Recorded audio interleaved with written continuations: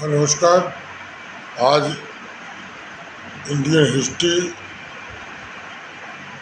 Specially modern history के जो questions UPSC में पूछे जाते हैं, उस तरह के क्वेश्चनों के अकॉर्डिंगली हम लोग आज डिस्कस करेंगे।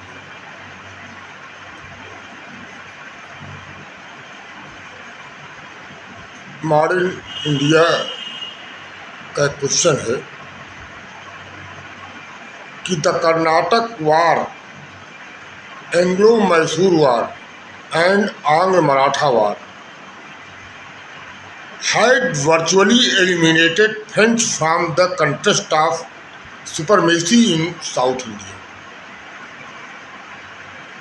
इस क्वेश्चन पर हम डिस्कस करेंगे आज कि जो आंग्ल मराठा युद्ध, कर्नाटका युद्ध और मैसूर की जो लड़ाइयाँ थीं, वो केवल फ्रेंच अथॉरिटीज़ के साउथ इंडिया से कंटेस्ट से बाहर होना है।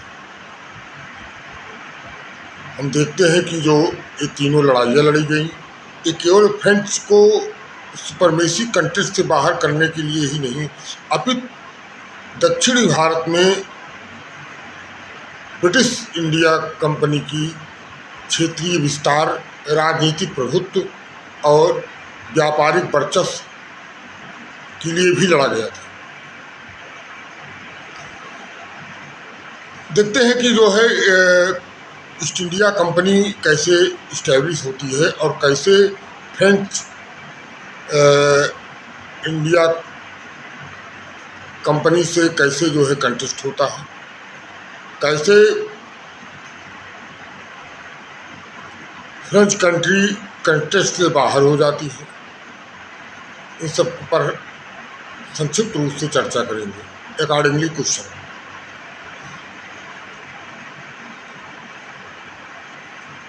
महारानी एलिजाबेथ फर्स्ट के कार्यकाल में 1600 में ईस्ट इंडिया कंपनी की स्थापना होती है। भारत और दक्षिण पूर्वी एशिया में व्यापार के लिए इस कंपनी के शेयर होल्डर्स के बीच एक कंपनी कंस्ट्रक्ट होती है और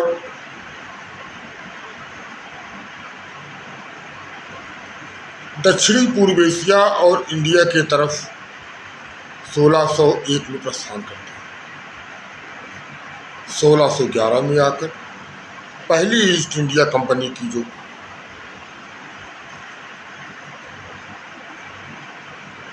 कारखाना स्थापित होता है, जो फैक्ट्री स्थापित होती है, वो मछलीपट्टनम में। मछलीपट्टनम एरिया जो है दक्षिणी भारत के पूर्वी तट गोलकुंडा के रियासत में आती थी। जो गोलकुंडा डायनेस्टी थी उसके अंदर आती थी मछलीपट्टनम। वहाँ के स्थानीय राजा से अनुमति से वहाँ पर पहली कोठी बनाते हैं। दूसरी कोठी जो फैक्ट्रीज है वो सूरत में बनाते हैं। हॉकिंस और सर टॉमस्रो के लगातार प्रयास के बाद मुगल सम्राट जहांगीर और गवर्नर खुर्रम, जो सब्सिक्वेंट शाहजहां के नाम से जो गवर्नर था गुजरात का, उनके अनुमति से 1611 और 1613 में वहाँ कंपनी स्थापित हुई। 1611 में मछलीपट्टनम। इस तरह से व्यापारिक विस्तार ईस्ट इंडिया कंपनी का बढ़ता है। 1661 में जो बॉम्बे के तटीय क्षेत्रों का जो विस्तार था वो पुर्तगालियों के संरक्षण में था। पुर्तगाली राजकुमारी कैथरीना की शादी प्रिंस चार्ल्स द्वितीय से होती है, ब्रिटिश राजकुमार, और उनको बॉम्बे दहेज में हैंड ओवर किया जाता है, डाउरी में हैंड ओवर किया जाता है, जो सब्सिक्वेंट बॉम्बे प्रेसिडेंसी के गठन होता है। 1690 में आकर कलकत्ता में ईस्ट इंडिया कंपनी का जो ट्रेड इस्टेब्लिशमेंट होता है, वहाँ भी वाणिज्यिक कारखाने निर्मित किए जाते हैं।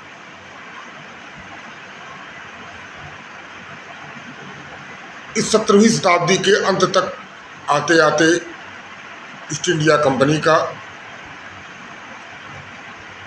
पूर्वी भारत, पश्चिमी भारत और दक्षिण में व्यापारिक स्थल का जो है कंस्ट्रक्शन हो जाता है।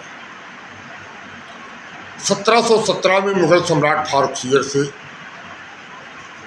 स्वर्णिम फरमान पाकर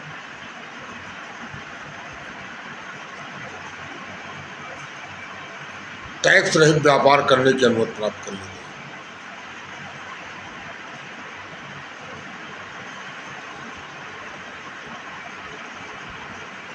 इस दौरान 1664 में फ्रांसीसी ईस्ट इंडिया कंपनी की स्थापना होती है और भारत की तरफ व्यापार का विस्तार करते हैं। 1667 में पहली बार सूरत में इनकी व्यापारिक कोठी स्थापित होती है। 1673 में चंद्रनगर और पांडिचेरी, और धीरे धीरे उनके विस्तार मालाबार तक, कोंकण तट पर विस्तार, व्यापारिक ठिकानों का विस्तार होने लगता है।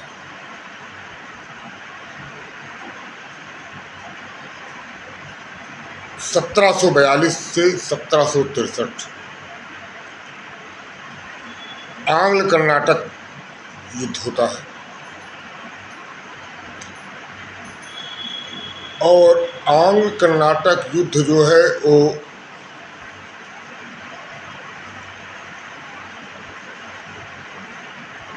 कर्नाटका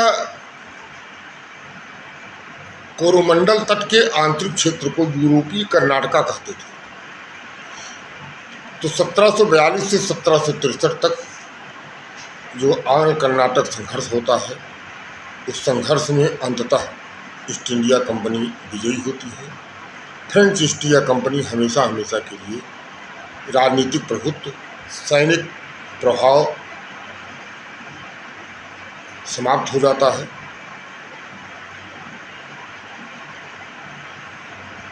कर्नाटक युद्ध के जो शुरुआती दौर थे वो 1740 से 1748 तक के शुरुआती दौर की युद्ध थे, जो ऑस्ट्रेलियाई उत्तराधिकार को लेकर शुरू होते हैं, जो ऑस्ट्रिया के हैब्सबर्ग राजवंश के उत्तराधिकारी को लेकर फ्रांस, प्रशिया, स्पेन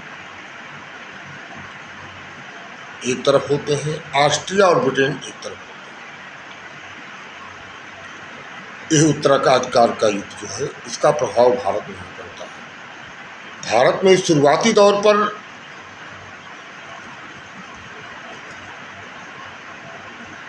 जो फ्रेंच गवर्नर थे डुप्ले, हमेशा युद्ध विस्तार का समर्थन नहीं करता था, लेकिन ईस्ट इंडिया कंपनी ने इस उत्तराधिकार के युद्ध को भारत में भी विस्तारित किया और फ्रेंच जहाजी बेड़े पर कब्जा कर लिया। डुप्ले ने कर्नाटक के नवाब अनवरुद्दीन से शिकायत की। अनवरुद्दीन ने ईस्ट इंडिया कंपनी को चेतावनी दी कि राज्य सेकुलर है और किसी को भी कानून व्यवस्था हाथ में लेने की अनुमति नहीं दी जाएगी और राज्य ही जो है सबकी सुरक्षा की जिम्मेदारी लेती है। इस दौरान नवाब अनवरुद्दीन कि इस आदेश के बाद डुप्ले मद्रास पर कब्जा कर लेता है। फ्रांसीसी जहाजी बेड़ा जो वहाँ का एडमिरल साथ आया, दोनों डुप्ले और एडमिरल ने मिलकर मद्रास पर कब्जा कर लेते हैं। डुप्ले का विचार था कि मद्रास को कर्नाटक के गवर्नर को हैंडओवर कर दिया जाए, क्योंकि हम लोगों ने तटस्थता की पॉलिसी का उल्लंघन किया है और इस तरह बतौर मुआवजे के तौर पर हैंडओवर कर देते हैं। लेकिन जो मॉरिशस का फ्रेंच एडमिरल था, उसका विचार था कि इसको अंग्रेज़ों को सौंप दिया जाए। इन सब विवादों में काफ़ी समय जाने पर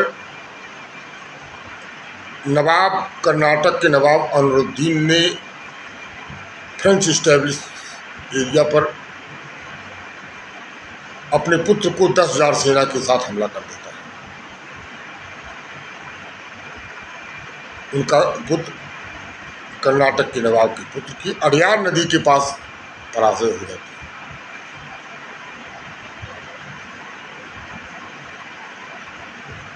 चूँकि गवर्नर कर्नाटक का नवाब अनवरुद्दीन और उसका पुत्र कंपनी के सपोर्टर, कंपनी उनको सपोर्ट करती थी, ईस्ट इंडिया कंपनी।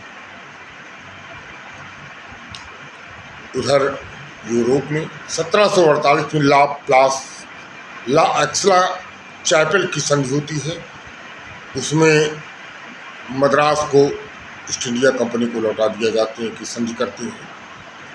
फ्रांसीसी और ग्रेट ब्रिटेन के बीच संधि होती है और मद्रास ईस्ट इंडिया कंपनी को वापस कर दिया जाता है। उधर फ्रांस लुइसबर्ग के लिए छोड़ दिया जाता है। ऑस्ट्रिया नीदरलैंड से अपना दावा वापस ले लेता है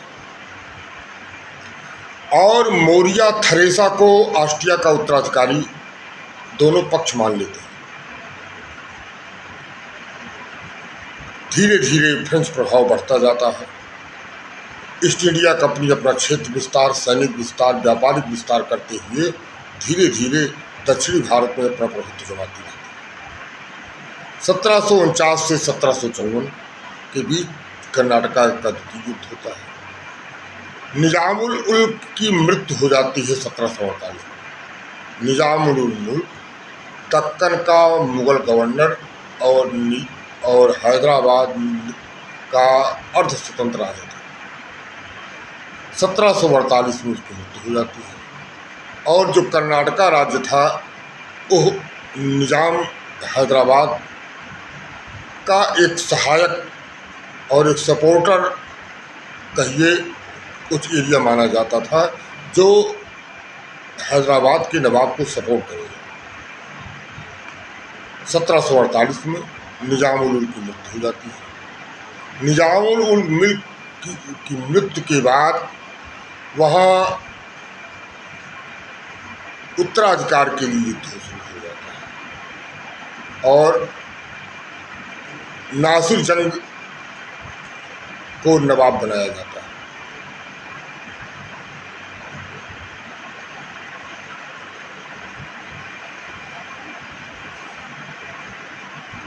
फ्रांसीसी निजामुल मुल्क के मृत्यु के बाद नासिर जंग के बाद मुजफ्फर जंग को नवाब बनाया गया और वो फ्रेंच जो है अलायंस के तहत बनते हैं।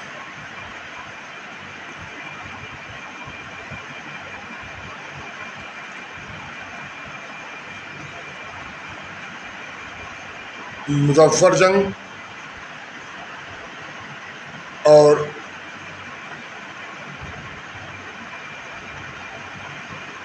उधर अनवरुद्दीन कर्नाटक के नवाब बनने पर सबसे पहली आपत्ति वहाँ के पूर्व नवाब के दामाद चंदा साहब को हुआ।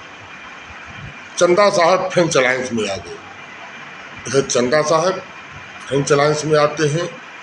और उधर मुजफ्फरजंग और चंदा साहब की संयुक्त सेना ने अनवरुद्दीन कर्नाटक के नवाब पर हमला कर देते हैं और उनकी हत्या कर देते हैं।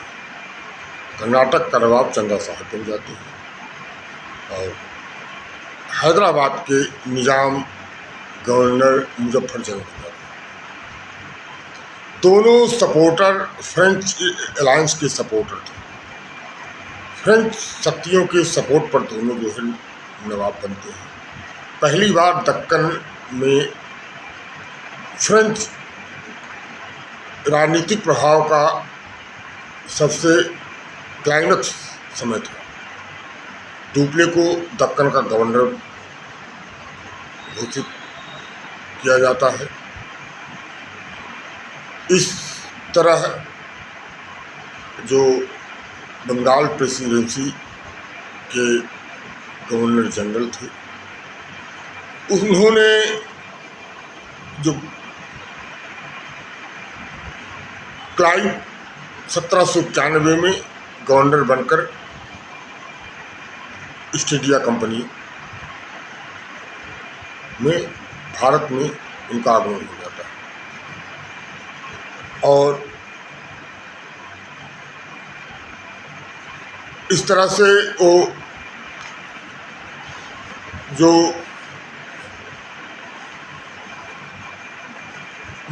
जो कर्नाटक के उत्तराधिकार जो है नवाबी के उत्तराधिकार का जो दावा कर रहे थे नवाब के प्रपौत्र, उनको अतिरिक्त सहायता पहुंचाते हैं। मुजफ्फरजंग चंदा साहब के गठबंधन के विरुद्ध मोहम्मद अली को, जो नवाब का पौत्र था, उसको east India company Clive support करते हैं और चंदा साहब की जगह पे मोहम्मद अली यहाँ कर्नाटक के नवाब बन जाते हैं। उधर जो फ्रेंच सपोर्टेड निजाम हैदराबाद थे, जो दक्कन के गवर्नर थे, उनकी हत्या हो जाती है। उधर उनकी हत्या हो जाती है और वहाँ पर सलावत जंग, मुजफ्फरजंग के बाद सलावत जंग जो है ब्रिटिश इंडिया कंपनी के सपोर्ट से वो गवर्नर वहाँ बन जाते हैं नवाब। इस तरह से ईस्ट इंडिया कंपनी और फ्रेंच कंटेस्ट में ईस्ट इंडिया कंपनी ने दोनों राज्यों में फ्रेंच प्रभाव को खत्म कर दिया और फ्रेंच ईस्ट इंडिया जो है कंपनी का प्रभाव खत्म होता गया और इंग्लिश ईस्ट इंडिया कंपनी का प्रभाव और उनके समर्थक बनते गए, वहाँ नवाब बन गए। और जो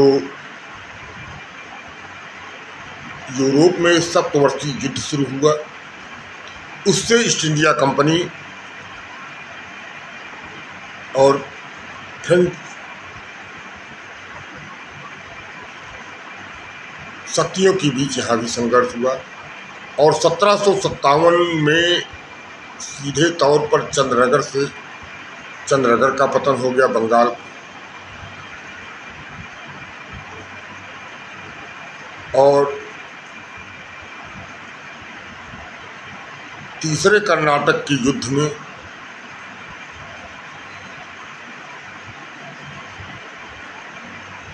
सरायरकूट के प्रयास से डिलाली परास्त हो जाते हैं। बुस्सी को अरेस्ट कर लिया जाता है और बंदीवास के युद्ध में पूरी तरह से फ्रेंच शक्ति का पतन हो जाता है। उधर 1763 में पेरिस की संधि होती है। यद्यप पांडिचेरी और Chandernagore French East India company को वापस दे दिया जाता है, लेकिन पेरिस संधि में एक बहुत बड़ा प्रतिबंध था कि सैनिक शक्ति और सैन्य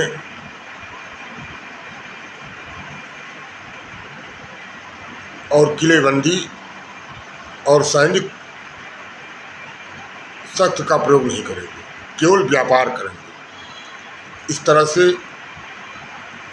फ्रेंच और इंग्लिश ईस्ट इंडिया कंपनी के जहां सुपरमेसी को लेकर जहां फ्रेंच एलिमिनेट हो रही थी, वहीं इन युद्धों से ईस्ट इंडिया कंपनी का हिंदुस्तान में विस्तार भी हो रहा था और जो लोकल डायनेस्टी है वो जो है वो ब्रिटिश ईस्ट इंडिया कंपनी के अधीन हो रही थी।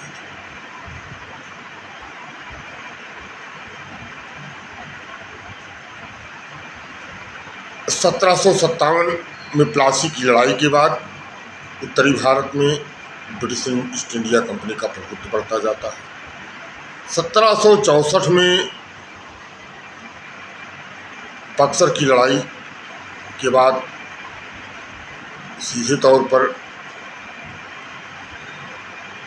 बंगाल, उड़ीसा, बिहार पर ईस्ट इंडिया कंपनी का शासन हो जाता है।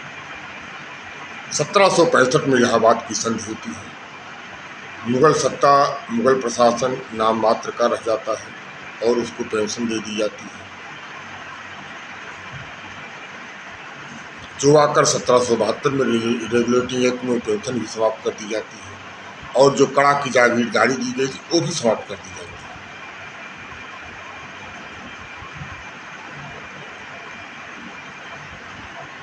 उधर आंग्ल कर्नाटक युद्ध में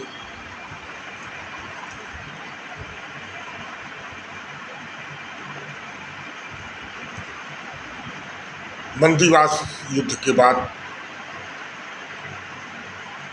वो चैप्टर एकदम से समाप्त हो जाता है।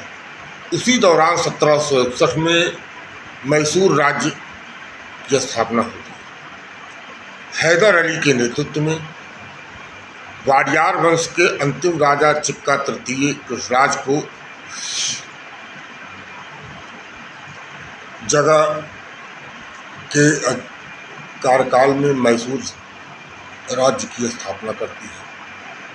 एक गैर हिंदू राज्य पहला था, उसके पहले वाडियार वंश हिंदू राज्य था।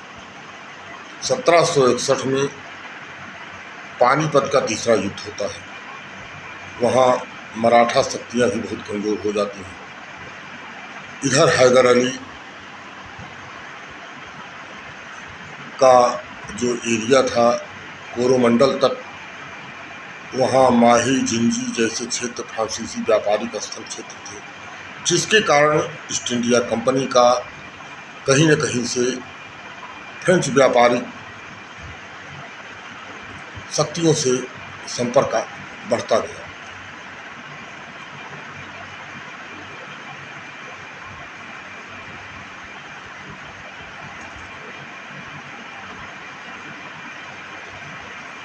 आंग्ल मैसूर युद्ध में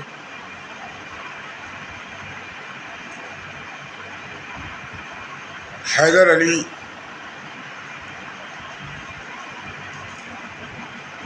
लड़ता हुआ मद्रास के द्वार तक पहुंच जाता है, जहां पर East India company Hyder Ali से सीधे लड़ने के बजाय मद्रास संधि करता है। मद्रास संधि के द्वारा जीते हुए एक दूसरे के क्षेत्र को वापस कर दिया जाता है और मद्रास संधि में एक शर्त थी कि जब भी हैदर अली पर कोई आक्रमण करेगा, मराठे या कोई थर्ड पर्सन आक्रमण करेगा, तो ईस्ट इंडिया कंपनी उनकी मदद के लिए खड़ी रहेगी। उधर 1761 में पानीपत के तीसरे युद्ध के बाद मराठों की खोई हुई शक्ति को वापस लाने के प्रयास में माधवराव प्रथम पेशवा बनते हैं।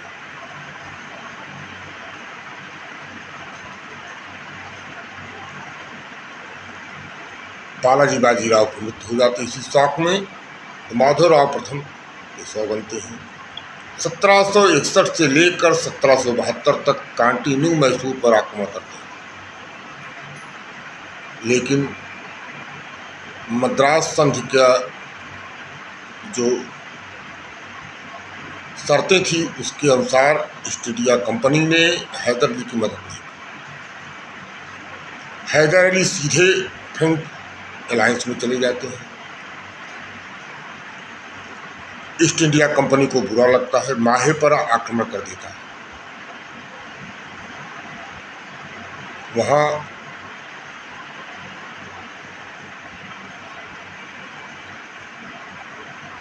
हैदर अली से ईस्ट इंडिया कंपनी परास्त हो जाती है।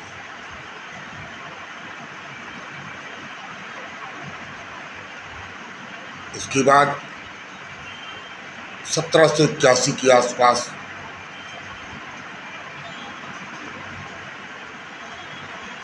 जो युद्ध होते हैं उसमें हैदर अली परास्त हो जाता है।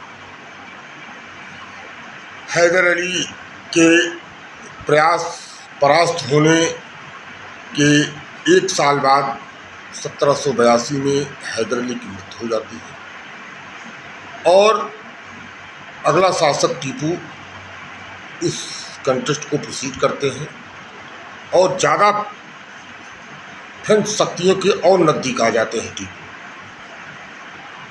उधर मंगलौर की संधि होती है और दोनों यथास्थित बनाए रखने पर जो जैसा जहाँ था क्षेत्र जीते ही क्षेत्र वापस कर दिए जाते और 1772 में माधवराव प्रथम की हत्या हो जाती है। माधवराव प्रथम की हत्या के बाद माधवराव प्रथम की मृत्यु हो जाती है। उनके पुत्र नारायण राव अगले पेशवा बनते हैं। नारायण राव की हत्या 1773 में हो जाती है। कहा जाता है कि इसमें रघुनाथ राव राघोबा का हाथ था। यद्यपि रघुनाथ राव राघोबा अगले पेशवा बनते हैं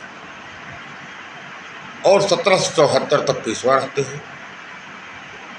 1774 में माधवराव प्रथम के चूँकि नारायण राव भाई थे, जब उनकी हत्या हो जाती है तो अगला उत्तराधिकारी माधवराव के अल्पवयस्क पुत्र को बनाया जाता है, माधव नारायण राव, जिससे माधवराव द्वितीय कहा जाता था। रघुनाथ राव सीधे बम्बई प्रेसिडेंसी, वहाँ की जो कंपनी का क्षेत्रीय जो था वहाँ पर उनसे सूरत की संधि कर लेते हैं 1775 में।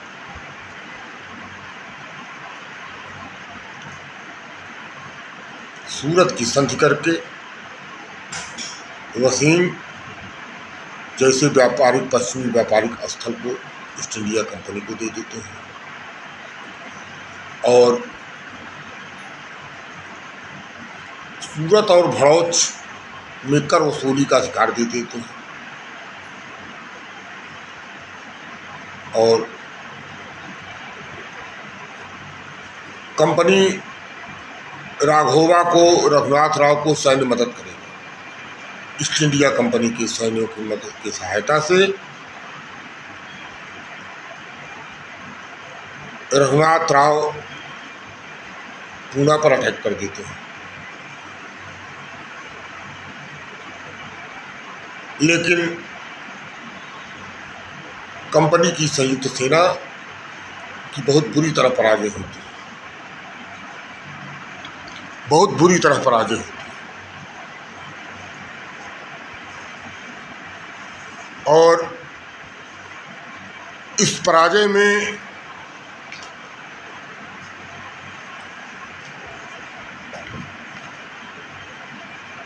जो संधि करते हैं उस संधि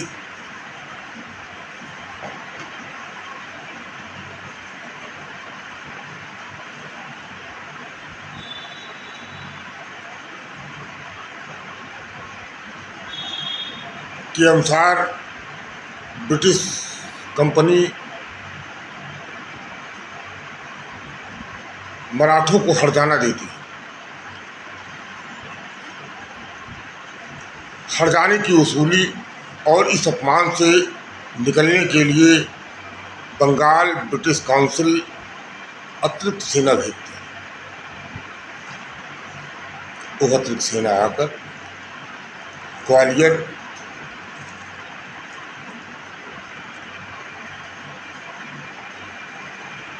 जैसे क्षेत्रों पर कब्जा कर लेती और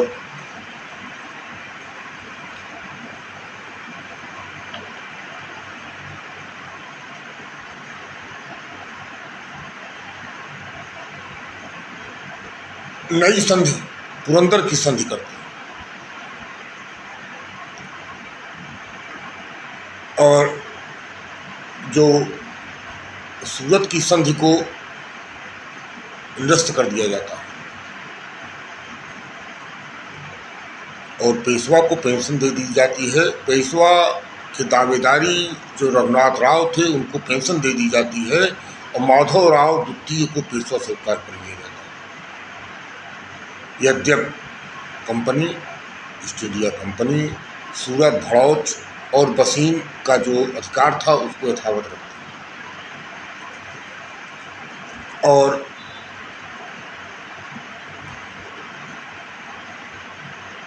मराठों के कंटेस्ट में ईस्ट इंडिया कंपनी की पराजय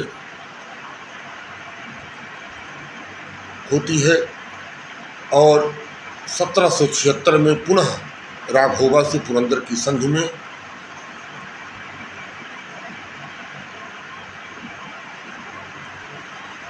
राघोबा के दावे को खारिज कर दिया जाता है। सूरत संधि के अनुसार राघोबा को पेशवा माना गया था, वो पुरंदर की संधि में खारिज कर दिया गया।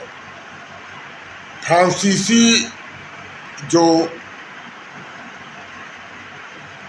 प्रभाव था उस पुरंदर संधि में था कि फ्रांसीसी प्रभुत्व को कभी मान्यता नहीं दी जाएगी।